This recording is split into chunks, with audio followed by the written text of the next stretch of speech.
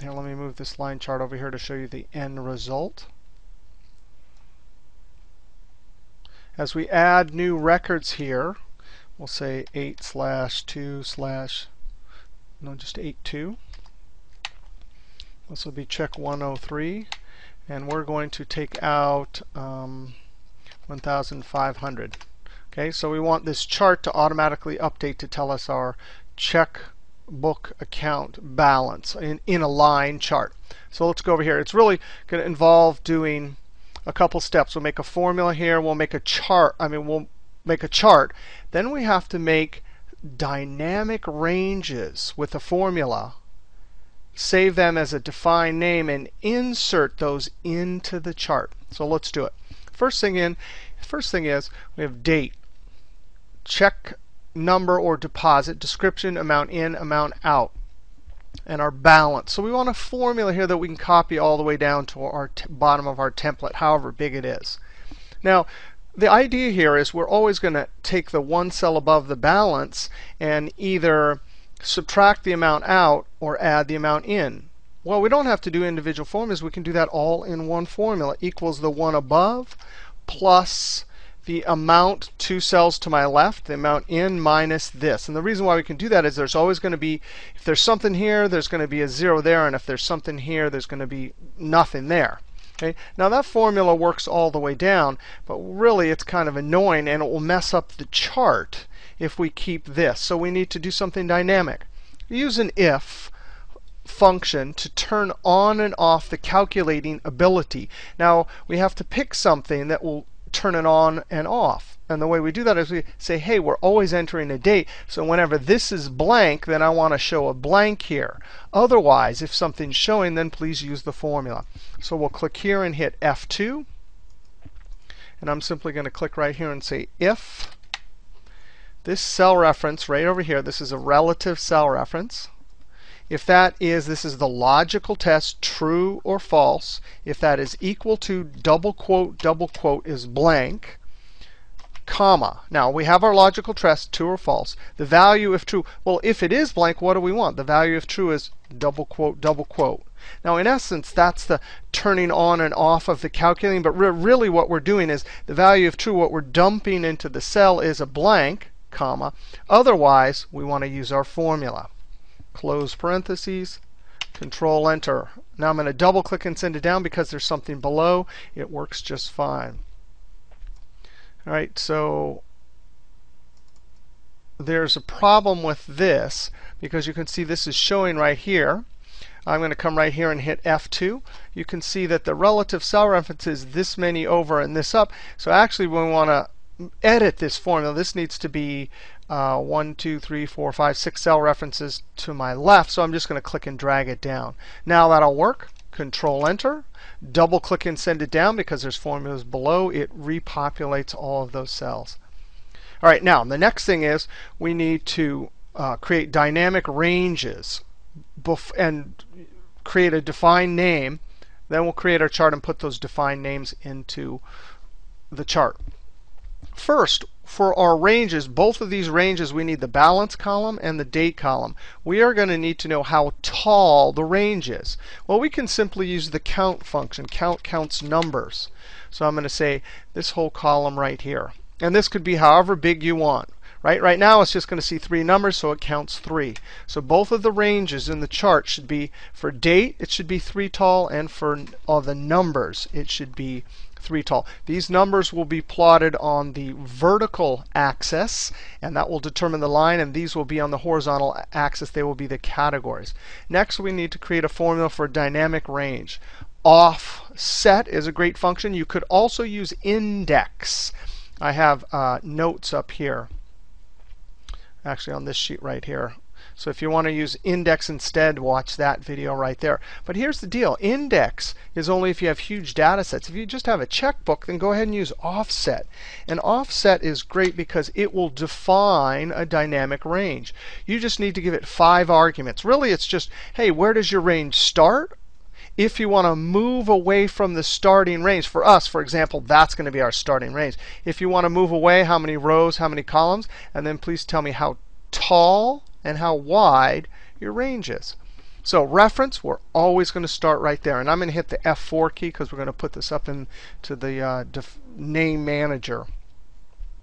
Comma, how many rows from this A16 starting point do we want to go up or down? None. So I'm putting a comma.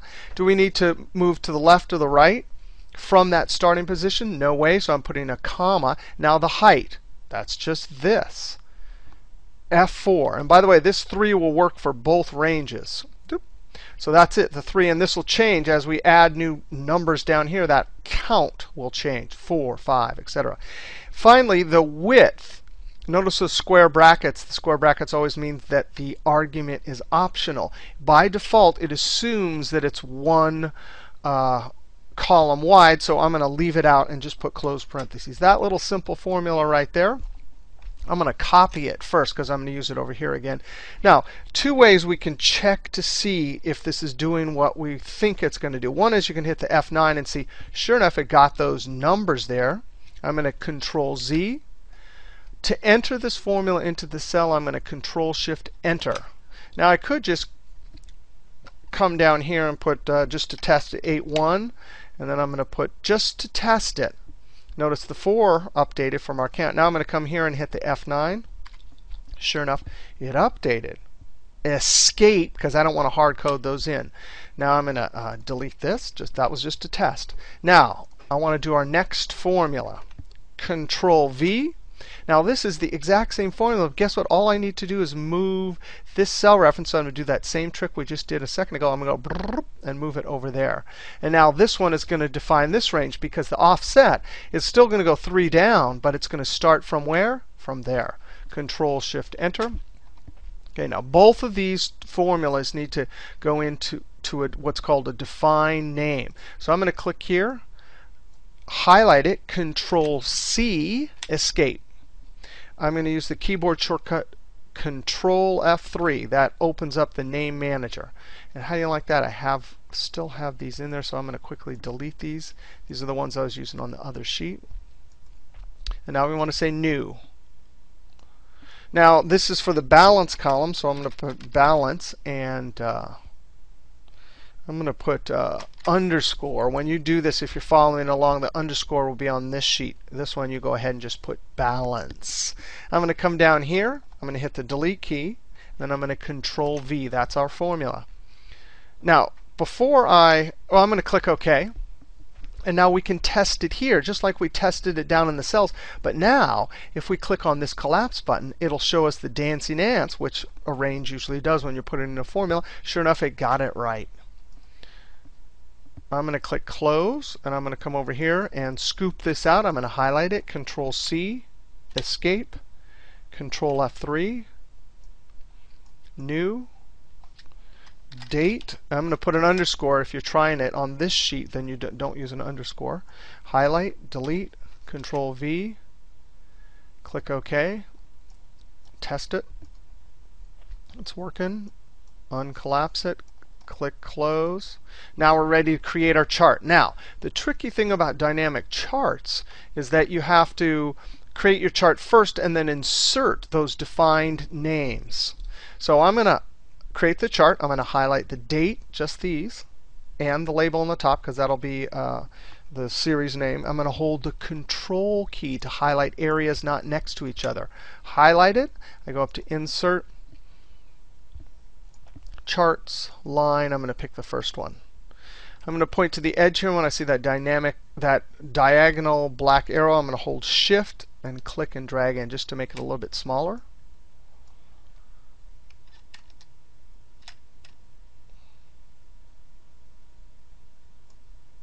I'm going to click right there and hit Delete. I don't need that. Now, I'm going to insert my names. I have my ribbons very small. It's the context sensitive. If you click out here, you don't see them. If you click on the chart, you do Design. And then in the data groups, Select Data. And Select Data is really the power of the charting engine, because you can do all sorts of amazing things that the automatic chart wizard doesn't do. Now I'm going to click here on Balance and click Edit. Right? Here's a very important point. This one's fine. That's the name right there. But the series name, the way you do dynamic names is you got to keep that sheet reference part in and highlight just the cells and hit delete.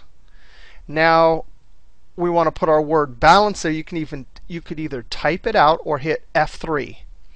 F3, and I'm going to put balance. I'm going to double click that. F3 is paste name. Click OK. Edit over here. Very carefully get rid of the cell references, but not the sheet reference. F3, date. Click OK. Now something interesting, if you click back over here and hit edit, notice it puts a workbook reference. So really that trick of leaving the sheet name, inserting the name, was just a stepping stone to trick this to then get, because when we click OK, it puts the workbook, the name of the workbook, into the series values. Also that balance, if I click OK, I have a problem here. Let's go look. If I go look at the Control F3 right here, let me collapse this down a little bit. If I click on balance and click edit, right there you can see that it already has sheet references. So those sheet references are there. They're just in the defined name. Now I'm not sure what that error was. I'm hoping it was just a false alarm. Now let's go ahead and try this. I'm going to say we have our automatic formulas here, our automatic charts here. 8/1. This is a deposit. It already looked like it worked fine there, and I'm going to come over here in the deposit. I'm going to deposit $2,000. Sure enough, now it works. Now on 8/2, I'm going to write a check 103, and I'm going to take out 1,500. So it looks like it's working just fine. So this was a checkbook with an automatic balance column. We created our count function just to count numbers. We created our two dynamic ranges with offset. We went up to define names, the name manager, and created those names with those formulas, created the chart, and inserted the names in. By the way, if you click on there, you can see up here there's the series function. And sure enough, just like we would expect, there's the workbook name right there, and the date. So there's the workbook name and the defined name, and down here is the workbook name and the defined name. All right, we'll see you next trick.